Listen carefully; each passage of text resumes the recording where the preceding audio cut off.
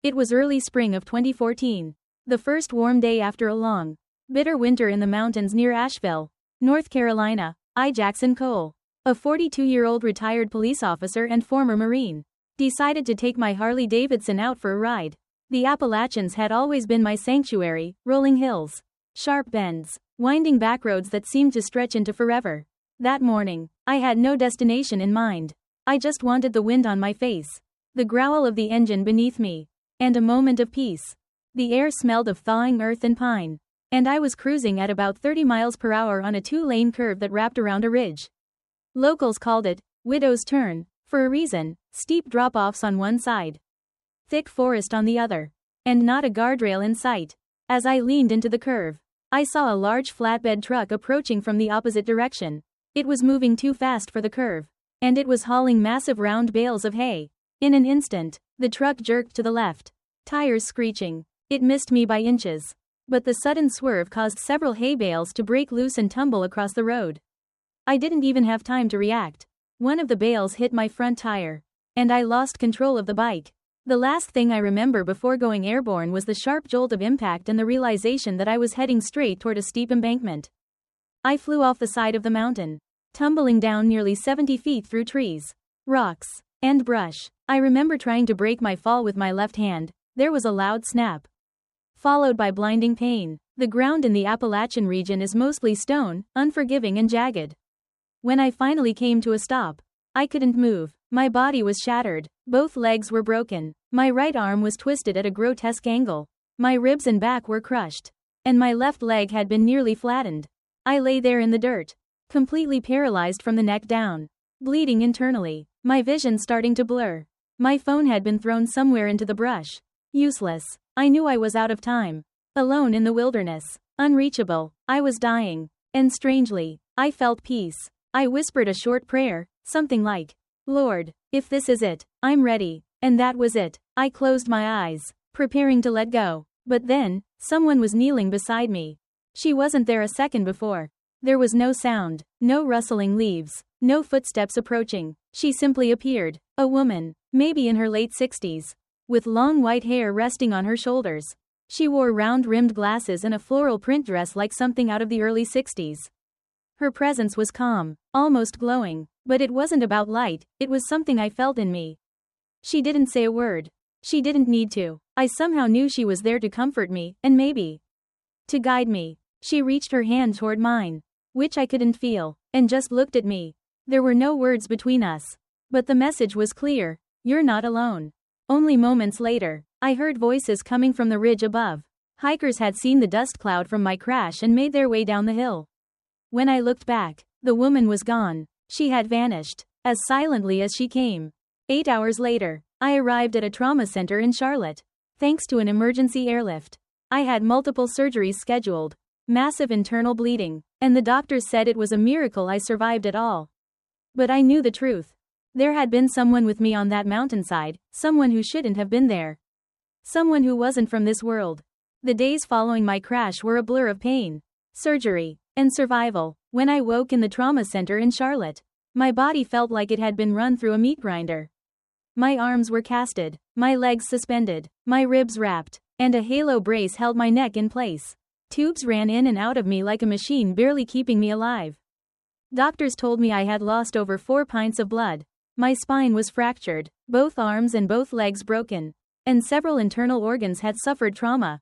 According to them, it was a miracle I'd even made it out of those woods alive. But I wasn't just battling physical injuries. There was something else, something I couldn't explain. It started the second night in the ICU. I had just come out of another round of surgery, groggy from anesthesia but still conscious. The room was dim, quiet except for the rhythmic beep of monitors. My nurse had stepped out for a moment. That's when I saw them. Figures. At first, I thought I was hallucinating. Maybe it was the pain meds. But every time I blinked, they were still there, standing at the far end of the room. Behind the curtain, not moving, not speaking. They weren't doctors or nurses. They weren't even fully solid. Their skin had a grayish hue, almost translucent, and they wore what looked like old hospital gowns, worn and faded, like from another era. They just stared. Some of them had empty, emotionless eyes. Others looked angry, almost feral. But there were two that seemed different. One, a tall man in a suit, had his hands folded like he was praying. His eyes were kind, sorrowful. The other was a young woman, maybe in her 20s, with long blonde hair, who looked at me with a strange mix of concern and familiarity. When I closed my eyes, they vanished, but when I opened them, they returned. That's when I began to understand. I wasn't seeing people. I was seeing souls. Some were trapped, wandering, lost. Some were peaceful, maybe watching over others. But a few were dark. Too dark. The air would change when they entered the room, cold, heavy, like the feeling you get when you just know something's wrong. On the fourth night, something terrifying happened. Around 3 a.m., I woke to the sound of metal scraping. I tried to turn my head, but I could only see the corner of the room. That's when I saw it. A figure taller than any man I'd ever seen. No face, just a black mass where a face should have been. And long arms that reached almost to the floor. It didn't walk, it glided. And it moved straight toward me. I couldn't speak, couldn't scream, couldn't even reach for the call button. I felt frozen, not just physically, but spiritually, like this thing wasn't after my body, it was after my soul. But before it reached my bedside, it stopped. Someone, stepped between us. It was her, the same woman who had knelt beside me on the mountainside. Same vintage dress, same calm presence. She didn't look at the creature. She just stood there, between it and me, like a wall of light in a room full of shadow. And then, the thing disappeared. After that night, I didn't see her again for a while. But I kept thinking about who she might be. Her face had felt so familiar. Yet I couldn't place it. I told my sister about her. Described her in detail. She was quiet for a moment. Then said, "That sounds exactly like Miss Eleanor, the woman who used to teach us Bible stories when we were little." Back in Savannah, the memories hit me like a wave. I remembered sitting cross-legged in Miss Eleanor's living room, eating marshmallow treats, listening to her read from the Book of Psalms. I hadn't seen her in over 30 years. She had passed away long ago. But now, I knew, it had been her on that mountainside. She hadn't saved my body, that was left to the rescuers. But she had saved something far more fragile, my soul in that moment of surrender. I realized then, that there's something more between life and death, a space in between. A thin veil, and sometimes, if you're broken enough, still enough, you get to peek behind it. Weeks passed in the hospital. My body was still a wreck. But slowly, piece by piece, I was being rebuilt. Surgeries stacked up like dominoes, hip reconstruction, spinal repair, arm plates, and nerve work. I lived in a maze of IV tubes, monitors, and dull fluorescent lights. But somewhere in the middle of that medical chaos, something happened that no X-ray could explain. It started with a photo. One afternoon, my younger cousin, Travis, came by for a visit. He brought me a chocolate shake, my one weakness, and snapped a picture of me smiling. Or at least trying to. I didn't think much of it at the time. I still had a brace across my chest, and my arms were propped up on foam wedges like some human jigsaw puzzle. I figured he'd send it to family to let them know I was still alive. The next day, he came back looking shaken. "Dude," he said, holding out his phone, "you need to see this." It was the same photo he had taken, me in bed. Pale and bruised, eyes half glazed from the meds. But that wasn't what he was pointing at.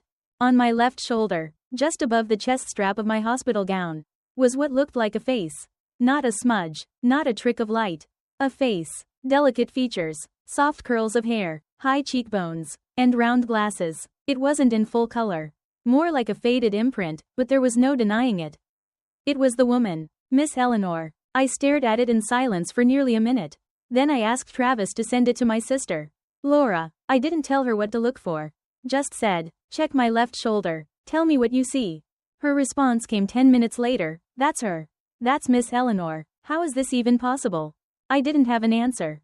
Over the next few days, more people saw the photo, nurses, friends, even one of the doctors. Everyone saw it. No one could explain it. The hospital staff joked about the room being haunted. But I wasn't laughing. I knew better. Miss Eleanor had been with me. Not just on the mountain. But here, in this room, through the surgeries, through the darkness. And then I noticed something else. The more I looked at the photo, the more I began to see other shapes. Over my right shoulder, faint but visible, was the outline of a man, tall, broad-shouldered, standing with his arms behind his back. To his left, barely visible near the edge of the image, was a tiny figure, what looked like a child. A little girl, maybe 5 years old. She wore a white dress and had short, curly hair, but I didn't know any child who had died in my family. No one that age, at least. I sent the photo to my Aunt Margaret, the unofficial historian of our family. She looked at it and said something that stopped me cold. Jackson, you had a twin sister. She passed when you both were just a few days old. No one ever told you. The silence on the phone was deafening. I had no memory of that. My parents had never spoken of it. But in that moment, I understood why the image of that girl in the photo struck something deep in me. It was like recognizing a stranger you somehow already loved. And then I remembered something from the accident, just before I blacked out. When I was tumbling through trees, I'd seen a flash of white, small and fluttering through the woods. I thought it was debris. Or maybe a hallucination. But what if? What if I wasn't alone when I fell? That question kept me up at night. Not out of fear, but wonder. I began to believe what I had only guessed it before, that we don't die alone. When the veil thins, someone comes to meet us. Someone who knew us, even if we didn't know them. Someone God allows to be there, not to stop death, but to soften its edge. For me, it was Miss Eleanor, and maybe my sister. There's something sacred about suffering. When your body is stripped to the bone and your soul has nowhere to hide. The world gets quiet, and in that stillness, things show up, things not meant for this side of eternity. Most people don't talk about this. They write it off, or they keep it secret. I understand. It sounds crazy, but I lived it, I saw it, and every time I look at that photo, and I still do. Now and then, I'm reminded that there is so much more than what we see. This wasn't just a recovery. It was an awakening. The nights in the hospital grew longer. As my body began to heal, piece by piece, my spirit started to unravel. By then, I had accepted that I'd seen things others hadn't, spirits, faces, figures who walked the halls of this world but didn't belong to it. At first, most of them brought comfort. Like Miss Eleanor, like the little girl I now believed to be my twin. Even the tall man beside them had radiated a quiet strength. But then came the shadows. They didn't come with a rush or a jolt.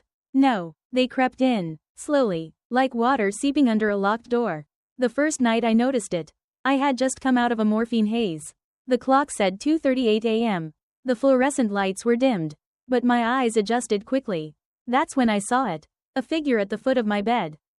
At first, I thought it was a nurse, maybe checking the monitors, but this figure was too tall, at least 7 feet, and motionless. Its body was narrow, stretched unnaturally thin. It wore what looked like a hospital gown, but tattered and gray, almost like it had aged for decades. And its head was wrong. There was no face, just a void, darker than the room itself. It didn't move, it didn't breathe, it just stood there, as if waiting, watching. I tried to hit the call button, but my hands were still in braces. I tried to speak, but my throat was too dry. All I could do was stare, frozen, as fear coiled itself around my spine. Then, just as quietly as it had come, the figure backed into the shadows and disappeared. No sound, no footsteps, nothing. The nurses didn't believe me. One of them joked, "Maybe you've seen too many horror movies." I forced a smile, but deep down, I knew what I saw. That thing wasn't a dream. It wasn't a hallucination. It had weight. It had presence. And it came back. Not every night, but enough. Sometimes I'd wake up and see it in the corner. Sometimes it would move closer, hovering beside the machines. Once, I saw its reflection in the stainless steel panel above the sink, but when I turned to look, nothing was there. I started praying more. Not the kind of soft, gentle prayers I grew up with, but the kind of desperate, gut-deep prayers a man prays when he knows he's not alone, and not safe. I asked God for protection, for strength, for clarity, and one night, I got an answer, but not the one I expected. It was the night after my 3rd spinal surgery. I couldn't sleep, so I kept the TV on low. A pastor was preaching from some backwoods church in Alabama, talking about spiritual warfare. His voice was barely above a whisper when he said, "Sometimes, the enemy doesn't come in red horns and fire. Sometimes he just watches, waiting for your faith to fail." That hit me like a punch in the chest. What if that shadow wasn't just a ghost? What if it wasn't someone who had died? What if it was something older than death itself? That same night, the figure returned, but this time, it wasn't alone. There were others, 5 or 6 of them, moving slowly around the room, gliding more than walking. They didn't touch anything, didn't interact with each other, but they were aware of me. I felt it, like I was the only light left in a dark room and they were moths waiting for it to burn out. I closed my eyes and began to whisper the Lord's Prayer. My voice cracked halfway through. But I kept going. When I opened my eyes, they were gone. The next morning, something changed. A chaplain I'd never met before stopped by my room. She was an older woman, soft-spoken, with silver hair and sharp, clear eyes. She said she felt led to check in on me. I told her about what I'd seen, honestly, bluntly. She didn't laugh. She didn't look away. Instead, she took a small bottle of anointing oil from her pocket and said, "Let's take this room back." She walked the corners, prayed aloud, anointed the door, the bed, even the window. Her words weren't loud, but they had authority. When she left, the room felt lighter, like someone had opened a window and let fresh air pour in after years of being shut.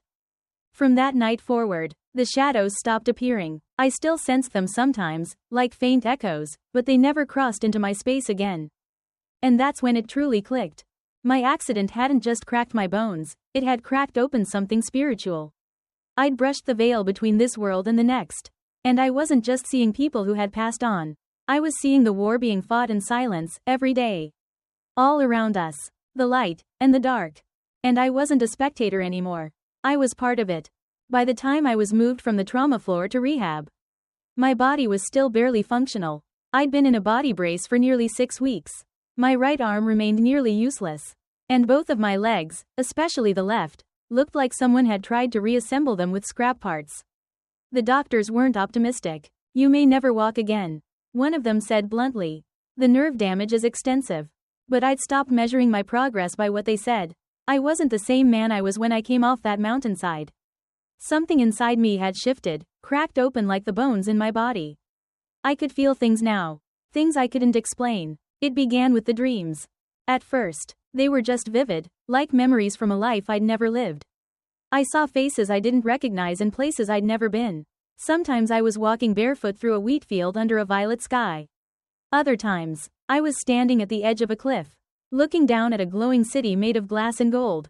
No sounds, no smells, just overwhelming beauty, beyond what words could hold. But other nights were different. I'd be somewhere dark, like a subway tunnel with no end, and I'd hear voices. Not scary, not screaming, just empty, voices asking for help, for forgiveness, for someone to remember them. I'd wake up drenched in sweat, heart pounding, not knowing if what I'd seen was a dream or a message. I kept most of it to myself at first. I wasn't trying to be some prophet. I was just a man trying to walk again. But the dreams kept coming. And then, they started coming true. It was a Tuesday morning when I dreamed that my old neighbor, Mr. Larson, was standing in a field of sunflowers. He was smiling, peaceful, younger than I'd ever seen him. When I woke up, I found out that he had passed in his sleep just a few hours earlier. It happened again a week later. I dreamed my cousin Travis had been in a car wreck, his white pickup upside down in a ditch. Smoke pouring from the hood. I called him the next morning. Heart racing. He answered, a little shaken. "How'd you know?" "I hit black ice last night. Flipped the truck. Walked away without a scratch." That's when I stopped doubting. The chaplain who'd cleansed my hospital room came back to visit. And I finally told her everything, the dreams, the visions, even the dark things I had seen. She listened carefully, then said something that stuck with me. "Jackson, when you nearly died, God didn't just pull you back. He unplugged something inside you, something you've always had. Now it's active." I wanted to argue, but deep down, I knew she was right. I remembered being a kid, maybe 8 or 9, and dreaming about a house fire that later happened 2 streets over. I remembered knowing when someone was going to call before the phone even rang. I'd buried all of that for years. But after the accident, I couldn't bury it anymore. Some people called it a gift. I didn't. It didn't feel like a gift when I woke up in tears after dreaming about strangers dying. It didn't feel like a gift when I saw dark shadows hovering over people I loved, shadows I knew meant illness or grief. But it did feel like purpose. And that was something I hadn't felt in a long time. One night, while lying in the rehab center staring at the ceiling, I asked God, out loud, "What do you want me to do with this?" The answer didn't come in a booming voice or angelic choir. It came in stillness, in a whisper inside my chest that said, "Tell the truth, tell what you've seen, and don't charge a dime for it." So I did. I started writing things down, talking to people who needed hope. I visited a veteran in the next wing who hadn't spoken to anyone in weeks. I didn't tell him everything, just that I knew what it was like to want to give up. He broke down crying. Later, a nurse told me it was the first time he'd opened up to anyone since coming back from Afghanistan. Little by little, I began to walk again. Not because of surgery, or therapy, or willpower alone, but because something greater was walking with me. I still had scars. I still had pain. But I also had something new, clarity. Clarity that this life is just a layer, just the beginning. That there's more. That there are places of light. Yes, but also places of deep shadow. And our choices, our faith, and our compassion are the keys that guide us through. I wasn't healed to be a preacher. I wasn't healed to build a following. I was healed so that I could remind people of what most of us try to forget, that eternity isn't a fairy tale.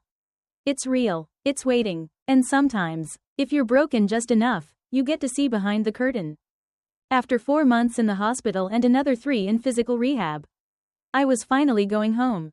It wasn't a triumphant walk out the front doors. I still leaned heavily on a cane.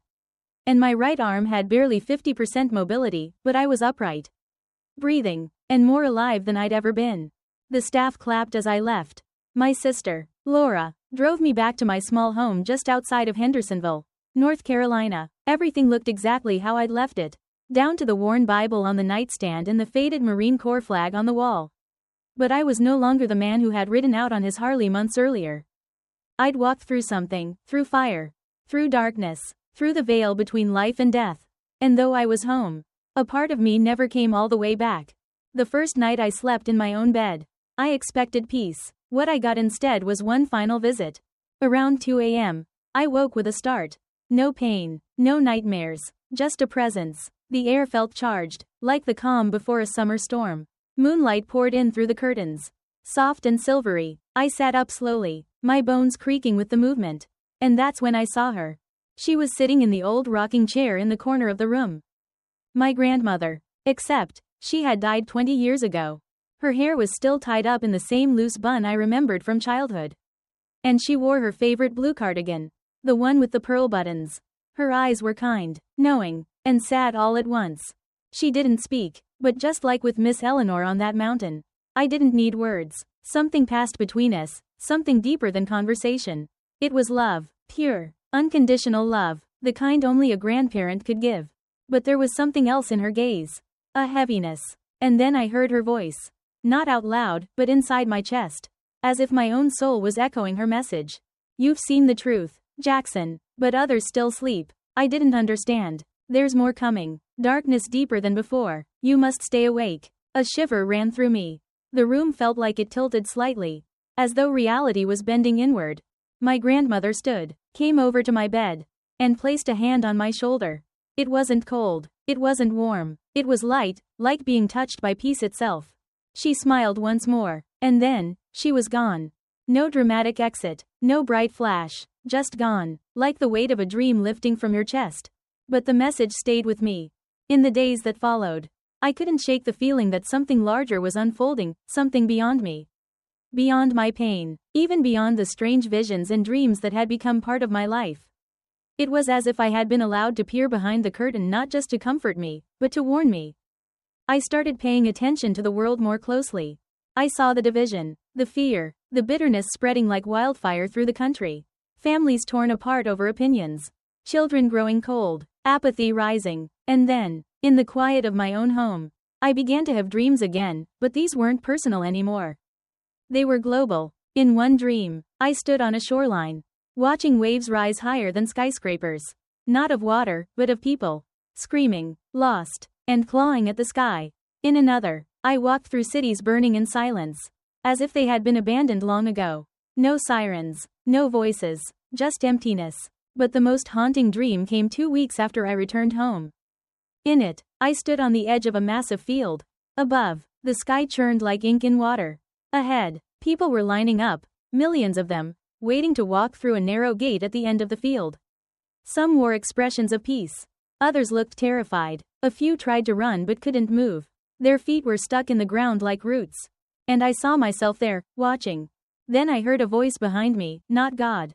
Not an angel, just a voice. Deep, steady, clear. You were spared for a reason. Now speak before it's too late. I woke up breathless, clutching my chest. The clock read 3:16 a.m. I don't believe in coincidences. And I certainly don't believe that all dreams are dreams. Some are warnings dressed in symbols. Since then, I've made it a point to tell my story, not to be dramatic. Not to scare people, but because I was shown something. Something that, once seen, cannot be forgotten. There's more going on around us than most are willing to admit. There's a war, silent, spiritual, and real, and we're all a part of it, whether we know it or not. A few months after I got home, the physical pain began to fade into the background. I could walk short distances with a cane, move my right arm enough to dress myself, and even cook a simple breakfast. But the spiritual weight, the dreams, the visions, the warnings, they only grew heavier. The world outside my front door kept spinning as if nothing had changed. But I had changed. I was no longer just Jackson Cole, a retired cop and ex-Marine. I had seen too much. I had felt the thin veil between life and death. I had tasted peace and sensed evil. And now, I couldn't ignore it. One night, while sitting on my porch sipping coffee, I felt something stir in the air. It was late fall, the leaves had turned brittle, and the wind carried a strange stillness. That's when I heard it. Not a sound, exactly, more like a pressure, a presence. It pressed against me, not physically, but spiritually, like a dark fog trying to seep into the cracks of my soul. I stood up, heart racing, suddenly alert. My body remembered what it was like to be a soldier, even if my legs were crooked and my back still ached. Then I saw him. Across the road, under the glow of the street lamp, a man stood, or what looked like a man. He wore a coat too long for his frame, and his face was obscured by shadow. He didn't move, didn't speak, just watched. I stared back. My instincts screamed danger, but not the kind I'd faced in combat or police work. This wasn't a man with a gun or a threat I could neutralize. This was older, colder, something behind the eyes, something hollow. I whispered, "In the name of Jesus. You have no place here." The figure flinched, just slightly. Then it turned and vanished into the trees. That night, I barely slept. I kept a light on, my Bible open on my chest. The next morning, I reached out to Pastor Ray, a local man of faith who had served in Iraq and understood both warfare and the spirit. I hadn't been to his church in years, but I trusted him. We met at a diner down the road. I told him everything, no sugarcoating, no edits. He didn't blink. "Jackson," he said, setting down his coffee, "you're not just being attacked, you're being recruited." "By who?" I asked. "By both sides," he said. "The darkness knows what you've seen. So does the light." That stayed with me. I wasn't just a survivor. I was a messenger now, and messengers are targets. A week later, I had another vision. I was walking through a field at night. The stars above me blinked like fireflies. In the distance, a barn glowed white, almost too bright to look at. As I stepped inside, I saw a long row of barstool-height chairs, like in a heavenly tavern. Sitting on one of them was a man, larger than life, well over 7 feet tall, dressed in glowing white. He looked down at me and smiled. "Did I scare you?" he asked. I shook my head. "No, sir, I'm not scared." He laughed softly, then lifted me onto a stool with one hand like I weighed nothing. "Good," he said, "because I'm not here to scare you. I'm here to help you." Then he added, "You're already in the harvest." I didn't understand what that meant at the time, but I woke up with peace in my chest and a warmth in my limbs that lingered for hours. Later that week, I began visiting a nearby VA center, just to talk with other vets. I didn't push religion, I didn't preach, I just shared what I'd seen, what I knew, what I couldn't unsee. And that's when I realized, this was my battlefield now. Not with bullets, not with cuffs, with truth, with light. I'd been spared not to hoard peace, but to spread it, to let others know that the pain, the fear, the dark things we sometimes carry, they don't have to win. We are not alone. There is evil in this world. I've seen it, felt it, but there is also hope, and mercy, and rescue. That's the power the enemy fears most, not a strong man, not a smart man, but a forgiven man who speaks boldly about grace. My body still hurts some mornings. My legs aren't straight. My right hand doesn't always work right. But I'm still here, still standing, still fighting, not because I'm strong, but because he is. And if you've been through hell, if you've brushed the edge of death, or tasted despair, or felt like your prayers bounce off the ceiling, just know this. You are not forgotten. There is light, and it is waiting for you to carry it. Sometime after I began sharing my story at the VA center, I had what I can only describe as the most vivid experience of my life, one that has never left me. It didn't happen during a dream, or under anesthesia, or even during one of those quiet nights filled with prayer. It happened at dawn. I'd fallen asleep in the recliner in my living room, worn out from a long day of physical therapy and conversations with fellow vets. I remember the early morning light spilling through the window, golden and soft, and then, I was somewhere else, instantly. There was no warning, no transition, just a shift. I wasn't in my chair anymore. I was standing, tall and straight, with no pain, no scars. My body felt strong, young, whole, and I was surrounded by light. But not just any light. It was alive. It pulsed gently around me like a warm embrace, illuminating everything, but not with heat or glare. It was the kind of light that felt like truth itself, like love made visible. The ground beneath me looked like crystal clear glass, but it was solid. I walked effortlessly, no cane, no limp, and ahead of me stretched what looked like an endless valley of color. But these weren't colors we have on Earth. They were richer, deeper, like seeing a full spectrum our eyes aren't built to detect. There were sounds too, music, but not made by instruments. It was as if the very air was singing, and I was part of the harmony. No lyrics, no language, just joy, rising and falling like waves across a perfect sea. And the peace. I don't even have the words. It wasn't just the absence of stress. It was the presence of something sacred, complete, holy. I knew, without being told, that I was in the presence of God. Not in a man on a throne way, but in a way that made every molecule in me know that I was known. Fully seen, completely loved, and I didn't want to leave. For the first time in my life, even after all the visions, the warnings, the spiritual battles, I felt truly home. No guilt, no fear, no weight of the world dragging me down. Just belonging. But then, as quickly as I'd arrived, I felt something tugging, not painful, not forceful, but firm, like a hand on my shoulder saying, "Not yet." And I heard the voice again. The same one from my earlier vision. "There's still more to say. Someone still needs to hear it." When I woke, tears were streaming down my face. My chest ached, not from injury, but from longing, because I had been there. I knew it, not imagined, not dreamed, lived it, and I knew I had to keep going. That day, I wrote everything down, every detail, every color, every note of that divine music. I didn't care if people believed me. That wasn't my job. My job was to tell the truth. And here it is. Heaven is real, not a concept, not a wish, a place more alive than anything you've ever touched. A place where the broken are restored, where sorrow evaporates, where love is not a feeling, it's the air you breathe. But I also believe this. We don't have to wait to get there to start living like it's real. That's what suffering taught me. Every broken bone, every long night, every cry I made when I thought God had left me, it all shaped me. Refined me, stripped away the shallow things I used to chase and left only what mattered. I don't pretend to have it all figured out. I still wake up with pain. I still limp on cold mornings. I still wrestle with doubt. But I also wake up with purpose. With a fire in my chest that says, "You were spared for a reason."